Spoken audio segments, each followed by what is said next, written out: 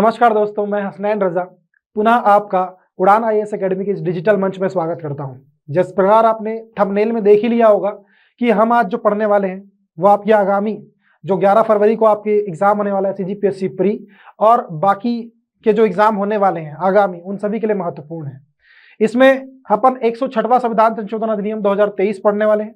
ठीक है, अब इसमें 106वां संविधान संशोधन अधिनियम में जो आप लोग को बातें ध्यान में रखने योग्य है ना, वो आप ऐसा नहीं कि इसको आप अलग से तवज्जो देकर पढ़ रहे, खाना खाते समय पढ़ लीजिए इसको, जब आप कुछ दूसरा काम कर रहे हैं उस समय इस वीडियो को लगा करके तेजी से फॉरवर्ड करते हुए देख लीजिए, क्योंकि आपका जो समय है अभी बहुत ज्यादा कीमती है। ठीक, 106वां संविधान संशोधन अधिनियम जो कि आप खबरों में देखोगे कि ये पारित हो चुका है। ठीक है, देखेंगे और समझेंगे कि ये जो बिल था, इस बिल का जो नंबर है, ठीक है, वो 128वां था। ठीक, आपको पता होगा कि कोई भी जो विधेयक है, ठीक, कोई भी विधेयक वो अधिनियम तक का जो सफर तय करता है, यानी कि कोई भी विधेयक जो अधिनियम तक का सफर तय करता है वो कैसे तय करता है, उसको लोकसभा, राज्यसभा और अंततः राष्ट्रपति का जब उसमें हस्ताक्षर हो जाता है तब वो अधिनियम कहलाता है, यानी कि वो अधिनियमित हो जाता है ऐसे। ठीक तो देखो, इसमें जो आप लोग को बात ध्यान रखने योग्य है वो ये कि इस विधेयक को नारी शक्ति वंदना अधिनियम के रूप में प्रधानमंत्री द्वारा जो है वो सदन में प्रस्तुत किया गया था। किसके नाम से? तो नारी शक्ति वंदना अधिनियम के नाम से। इसका इतिहास बहुत गहरा है। नारी शक्ति को, यानी कि नारियों को सशक्तिकरण प्रदान करने के लिए और उनको प्रशासनिक स्तर पर उत्तरदायित्व बनाने के लिए, है ना, उनका जिम्मेदारी सुनिश्चित करने के लिए बहुत समय से प्रयास किया जा रहा था, लेकिन अभी वर्तमान सरकार के द्वारा जो है ये प्रयास सफल हुआ है। इसमें इसका नाम याद रखेंगे कि नारी शक्ति वंदना अधिनियम के इसके नाम से इसको जाना जाता है। ठीक, इसके बाद अगर मैं बात करूं कि इसको कब पारित किया गया लोकसभा से, तो लोकसभा से इसको 20 सितंबर 2023 को पारित किया गया। अगले ही दिन 21 सितंबर 2023 को राज्यसभा से इसे पारित कर दिया गया और अंततः राष्ट्रपति के हस्ताक्षर के बाद इसको अधिनियमित कर दिया गया। ठीक है, ध्यान में रखेंगे कि मैं आप लोग को बोल रहा हूं अधिनियमित किया गया है, लेकिन अभी इसे राजपत्र में प्रकाशित नहीं किया गया है, यानी कि ये लागू नहीं हुआ है। क्यों लागू नहीं हुआ है, कब लागू हो गया, क्या कंडीशन है, सारी चीजें अपन डिटेल से बात करेंगे इसमें। ठीक, तो ये डेट आपके लिए ज्यादा महत्वपूर्ण है, 28 सितंबर 2023 राष्ट्रपति का हस्ताक्षर। ऐसे देखेंगे कि जैसे कि मैंने आपको बताया कि पिछली सरकार भी, चाहे वो कांग्रेस की सरकार क्यों ना हो, यूपीए गवर्नमेंट, उसने भी बार बार प्रयास किया था इसको लाने का, इसीलिए इसको सभी दल के द्वारा, है ना, समर्थन मिला हुआ है और ये ऐतिहासिक रूप से 448 के बहुमत से पास हुआ है। ठीक, तो ये बहुमत का डेटा भी इंपॉर्टेंट हो जाता है क्योंकि सभी दल ने इस विधेयक का समर्थन किया, 448 का बहुमत। अब इसमें देखेंगे कि इसमें इसकी जो विषय वस्तु है, विषय वस्तु क्या है ना, नारी शक्ति वंदना अधिनियम, यानी कि नारियों को उत्तरदायित्व देने के लिए, है ना, उनके प्रशासन में, है ना, हिस्सेदारी सुनिश्चित करने के लिए उनको हर स्तर पर 1/3 या फिर 33% के आरक्षण की बात की गई है। ठीक है, 1/3 या 33%। आप जानते हैं, आप छत्तीसगढ़ में पंचायती राज अधिनियम जहां पढ़ते हैं, पंचायती राज अधिनियम मूल अधिनियम में महिलाओं को मिनिमम 1/3 आरक्षण देने की बात की गई थी, जो कि स्थानीय प्रशासन के लिए था, लेकिन ये केंद्रीय और राज्य स्तर के प्रशासन में अभी तक इसको लागू नहीं किया गया था, लेकिन अब फिर से इसको लागू किया गया है। ठीक, आगे बढ़ते हैं अपन और इसमें देखते हैं कि 1/3 जो है आरक्षण है, इसको यहाँ पर यह भी ध्यान देने वाली बात है कि ये जो आरक्षण है वो दोनों स्तर पे भाई, है ना, आप जानते हैं, एक होता है ऊर्ध्वाधर आरक्षण का प्रकार, ऊर्ध्वाधर आरक्षण, और एक होता है क्षैतिज आरक्षण।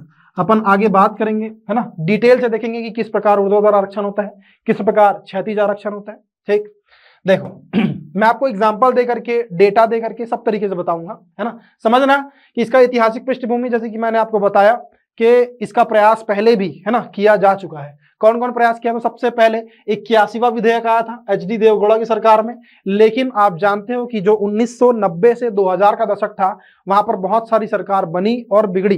ठीक है, तो किसी भी सरकार ने इसको पारित नहीं करवा पाए, या फिर और भी कारण थे इसके कि राज्यसभा ने, लोकसभा ने पारित किया, राज्यसभा ने नहीं किया, ऐसे। तो एचडी देवगौड़ा की सरकार ने सबसे पहले 1996 में यह प्रयास किया था महिलाओं को आरक्षण देने के लिए। उसके बाद अटल बिहारी वाजपेयी की सरकार ने 5 बार इसका प्रयास किया लगातार, सन 1999, 2000, उसके बाद 2001 को छोड़कर 2002, 2003 और 2004 में भी। ठीक है, सरकार का नाम याद रखेंगे, अटल बिहारी वाजपेयी की सरकार दूसरी थी, पहली सरकार आपकी एचडी देवगौड़ा की। ठीक, तो ये पहला प्रयास और ये दूसरा प्रयास। ठीक, इसके बाद तीसरा प्रयास जो था वो मनमोहन सिंह जी की सरकार में किया गया 2007 में। ठीक, ये 108वां विधेयक था, ठीक, जो कि राज्यसभा से पारित नहीं हो पाया, ठीक। जिस प्रकार मैं आप लोगों को बताया कि सरकार बन रही थी, बिगड़ रही थी, इस कारण भी, और दूसरा एक सदन ने पारित किया, दूसरे सदन ने पारित नहीं किया, इसी कारण भी ये जो बिल है वो लटका हुआ था। लेकिन अभी जैसे कि मैंने आपको बताया कि मोदी जी की जो सरकार है ना, जो वर्तमान की एनडीए सरकार है, वो पूर्ण बहुमत में है, तो वो किसी भी बिल को लाए वो पारित होना है, ठीक।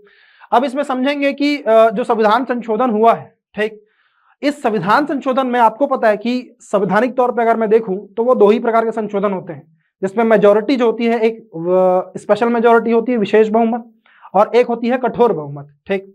तो इस बिल को किस बहुमत से पारित किया गया, अगर मैं बात करूं तो इसको सिंपल मेजोरिटी से पारित किया गया भाई, ना स्पेशल से ना कठोर से, इसको सिंपल मेजोरिटी से पारित किया गया सदन में, ठीक। और इसको, इसमें संशोधन होने के बाद है ना, क्या क्या चीजें बदली है, क्या क्या चीजें जुड़ी है ना, तो ध्यान रखेंगे आप कि सबसे पहले अगर मैं परिवर्तन की बात करूं तो परिवर्तन केवल एक ही अनुच्छेद में हुआ है। अच्छा देखो, इसको समझना कि परिवर्तन का तात्पर्य क्या है। परिवर्तन यानी कि पहले जो विषय वस्तु थी उसको बदला गया, और जोड़ने का मतलब क्या हुआ, जो पहले नहीं था और अब उसको ऐड किया गया, ऐसे। तो परिवर्तन अगर आपको बोले तो केवल एक परिवर्तन हुआ है, वो भी 239 ए, जिसको क, ठीक, इस नाम से जानते हैं। आपको पता है दिल्ली की विधानसभा के बारे में अनुच्छेद 239 ए जो है व्याख्या करता है, तो दिल्ली में महिलाओं के, दिल्ली की विधानसभा में महिलाओं के आरक्षण के लिए आर्टिकल 239 ए को जोड़ दिया गया है, ऐसे। नेक्स्ट, इसके बाद जो आपके अनुच्छेद, नवनिर्मित अनुच्छेद है, उनकी संख्या 3 है। कितनी है? 3। एक जो है वो परिवर्तित हुआ है और 3 जो है वो नवनिर्मित अनुच्छेद है, जिसमें आप लोगों को पता है 330 में लोकसभा का आरक्षण बताता है, 332 में विधानसभा का आरक्षण बताता है, और उसके बाद जो नई चीज है 334 ए, 334 जो ए जो है वो उसकी अवधि को बताएगा। इसको मैं डिटेल से समझाऊंगा 334 ए को। 330 ए और 332 ए, इसको अपन डेटा से देखेंगे कि किस प्रकार राज्यसभा में, किस प्रकार लोकसभा में आरक्षण की बात की गई है। और 332 ए में अपन छत्तीसगढ़ की विधानसभा का एग्जांपल लेंगे, 90 सीट का, वहां पर भी आरक्षण को डिटेल से डिस्क्राइब करेंगे, डिटेल से देखेंगे, ठीक। अब समझना कि ये जो महिला विधेयक लागू किया, मतलब लाया गया है, ठीक, वो महिला विधेयक सदा के लिए नहीं है, वो केवल एक निश्चित अवधि 15 वर्ष के लिए है। लेकिन इसका तात्पर्य यह भी नहीं है कि 15 वर्ष के बाद इसको समाप्त कर दिया जाएगा, ऐसा भी नहीं है। हो सकता है कि 15 वर्ष के पश्चात इसकी अवधि को पुनः बढ़ा दिया जाए, ठीक। समझना इस चीज को। तो 15 वर्ष के लिए अभी इसको लागू किया गया है, प्रयोग के तौर पर ऐसा बोल सकते हैं, ठीक। लेकिन वर्तमान में यह लागू नहीं है। अब ये दो बात कैसे होगी कि 15 वर्ष के लिए लागू किया गया और ये वर्तमान में लागू नहीं है। ये ऐसा है कि जिस दिन भी ये लागू होगा, ठीक है, जिस साल भी ये लागू होगा, 2028, 2029, वॉटेवर जो भी है ना, तो वहां से वो 15 वर्ष के लिए लागू होगा, ठीक। अब वर्तमान में लागू क्यों नहीं हुआ है? तो वर्तमान में लागू इसलिए नहीं हुआ है क्योंकि आपको पता है कि हमारे यहाँ जो आरक्षण है ना, आरक्षण जो रिजर्वेशन है, उसका आधार क्या है? उसका आधार है जनसंख्या, ठीक। उसका आधार क्या है? जनसंख्या। तो अच्छा, स्लाइड चेंज हो गई। उसका आधार चूंकि जनसंख्या है, और हमारे यहाँ जो 2021 की जनगणना होनी थी, है ना, वो किसी कारणवश बोल सकते हैं कि अभी तक के नहीं हुई है। जैसे ही लोकसभा का चुनाव आने वाला है ना, लोकसभा के चुनाव के पश्चात फिर से जनगणना का जो प्रक्रिया रुका हुआ है वो फिर से चालू होगी, और जैसे ही जनगणना कंप्लीट होगी आपका परिसीमन आयोग हरकत में आएगा, और तुरंत परिसीमन के पश्चात इस विधेयक को, है ना, अद्यतन आंकड़ों के अनुरूप इसको लागू किया जाएगा, ठीक। ऐसे अब इस चीज को समझना कि हमारे यहाँ जो आरक्षण है वो 1971 की जनगणना, है ना, जो थी उसके आधार पर है, 1971 के आधार पर, जिसको फिक्स कर दिया गया है कि 2026 तक के, है ना, जो भी चुनाव हो, जैसा भी चुनाव हो, जिस भी प्रकार का आरक्षण हो, 1971 की जनगणना के आधार, उसको बेस मानकर ही किया जाएगा। और आपको पता है कि इसके लिए, है ना, 2026 तक के लिए जो बढ़ाया गया इसको, ये 84वें संविधान संशोधन से, आप संविधान में पढ़ोगे, 84वां संविधान संशोधन जो कि हुआ था आपका 2001 में। 2001 में 84वें संविधान संशोधन से, है ना, जो जनगणना का आधार है 1971, उसको 2026 तक के बढ़ा दिया गया है। अब देखो, जैसे ही जनगणना कंप्लीट हुई, जब भी कंप्लीट होगी, 2026 तक तो फिक्स है। यानी कि अगर मैं बात करूं कि हमारे यहाँ जो लोकसभा का चुनाव होगा, ठीक, वो लोकसभा का चुनाव अभी कब हो रहा है? 2024 में हो रहा है। अगला लोकसभा का चुनाव कब होगा? अभी इसमें तो पॉसिबल नहीं है कि इसमें लागू कर दिया जाए। तो 2024 के बाद जो नेक्स्ट चुनाव होगा, है ना, वो कब होगा? 5 साल बाद, 2024 के बाद 2029, ऐसा। यानी कि 2029 के चुनाव में महिला आरक्षण को जो है ध्यान में रखा जाएगा, ऐसे, या फिर बोल सकते हैं कि केंद्र में यह 2029 के चुनाव में लागू होगा। लेकिन मैं अगर राज्य की बात करूं तो राज्य में 2023 में चुनाव हुआ है, अगला चुनाव कब होगा, तो अगला चुनाव होगा 2028 में, लेकिन राज्यों में यह 2028 में ही लागू हो जाएगा। ठीक, राज्यों की विधानसभा के चुनाव में ऐसे। अब देखो समझना कि मैं आप लोग को बोला कि ये जो महिला आरक्षण है वो ऊर्ध्वाधर और क्षैतिज दोनों रूप से आरक्षण दिया जाएगा। ऊर्ध्वाधर का मतलब क्या है, ऊर्ध्वाधर का मतलब है कि आपका ये जो टोटल सीट है ना, टोटल सीट महिलाओं की टोटल सीट कितनी है, सॉरी लोकसभा में टोटल सीट कितनी है, तो 543 वर्तमान में, है ना, आंग्ल भारतीय 2 को हटा करके। तो इस 543 का सीधा 1/3 निकालना, ये होगा आपका ऊर्ध्वाधर आरक्षण, जो कि कितना आएगा टोटल 181, यानी कि टोटल लोकसभा में 181 महिलाएं चुनी जाएगी, यानी कि वो सीट रिजर्व होगी उनके लिए। अब इसको समझना कि हमारे यहाँ लोकसभा में टोटल एससी की संख्या है 84 और टोटल एसटी की संख्या है 47। अब अगर इनका ये टोटल कितने होगा, 131 रिजर्व सीट हो गई। ठीक, रिजर्व सीट। मैं बोला कि ऊर्ध्वाधर जो है वो टोटल सीट में रिजर्वेशन है, इसके बाद इस 543 में जो रिजर्वेशन है वो 131 सीट रिजर्व है, ये भी ऊर्ध्वाधर हुआ। लेकिन इस ऊर्ध्वाधर आरक्षण के अंदर भी आरक्षण, उसको बोलेंगे क्षैतिज आरक्षण। जैसे कि 84 और 47 131 हुआ, अब इस 131 का निकाला जाएगा 1/3, ये हुआ क्षैतिज। ठीक, और इसका जब 1/3 निकालेंगे तो आएगा 43, यानी कि है ना 43 महिला एससी और एसटी की होगी ऐसे। तो ये ना केवल है ना केवल जो है हमारे यहाँ विधानसभा में लागू होगा, जबकि ये केंद्र में भी लागू होगा, लोकसभा राज्यसभा में भी लागू होगा। अब देखो इसको मैं अगर कंपेयर करूं, 181 टोटल महिला होगी।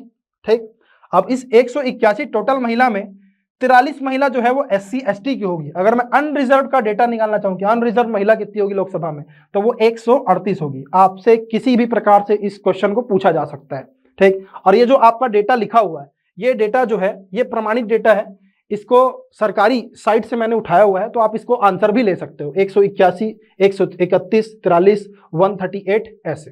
ठीक, अब अपन आते हैं फिर से, अगर आपको वो समझ में नहीं आया होगा तो फिर से इसको यहां पर से आप समझने की कोशिश करना विधानसभा में, है ना। विधानसभा में जो टोटल हमारे यहाँ कितनी सीट है, 90 सीट, है ना। अब इसमें आप जानते हो कि एससी की टोटल सीट कितनी है हमारे यहाँ, एससी की है 10 और एसटी की कितनी सीट है, तो 29। टोटल आरक्षण हो गया 39। और अगर मैं सबसे पहले जो ऊर्ध्वाधर आरक्षण 90 का 1/3 टोटल 30 हो गया। अब इसमें 10 एससी 29 एसटी टोटल 39 और इसका 1/3 क्षैतिज आरक्षण हो जाएगा, जो कितना आ जाएगा 13। इसमें एसटी की 10 महिला होगी और एससी की कितनी महिला होगी, तो 3 महिला होगी। टोटल मिला के 10 + 3 13। अब अगर मैं अनरिजर्व महिला का सीट निकालूं तो 30 - 13, कुल महिला में से रिजर्व महिला है उसको घटा दिया, 30 - 13 कितना आ गया 17। तो ये अनरिजर्व महिला की बात करें तो वो होगी 17 ऐसा। ठीक, जो 2028 के चुनाव में जो लागू होगा वो मैं उसका डेटा बता रहा हूं आपको। अब इसमें जो आर्टिकल 334 में आप लोगों को बताया है ना, 334 334A, ये 334A क्या क्या चीजें बताता है, ये बताता है इसका लागू होना, है ना। और लागू होने में 2 चीजें हैं, एक तो ये वर्तमान में लागू नहीं होगा।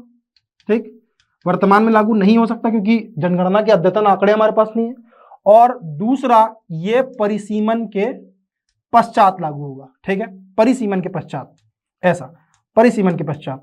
तो आर्टिकल 334A जो है इसके लागू होने की तिथि, यानी कि इसके लागू होने के समय को बताता है, और आर्टिकल 330A 332 क्रमशः लोकसभा और राज्यों की विधानसभा में आरक्षण को बताता है, और आर्टिकल 339AA दिल्ली की विधानसभा के लिए प्रावधान करता है ऐसे। तो आई होप कि आप लोग को जो मैं यहाँ पर एक्सप्लेन किया हूँ, है ना, अगर आपको समझ में नहीं आया होगा तो फिर से इसको आप फिर से देख सकते हो, रिवाइंड करके देख सकते हो, और अगर समझ में आ गया होगा, अच्छा लगा होगा, तो इस वीडियो को ज़्यादा से ज़्यादा लाइक शेयर करेंगे। धन्यवाद।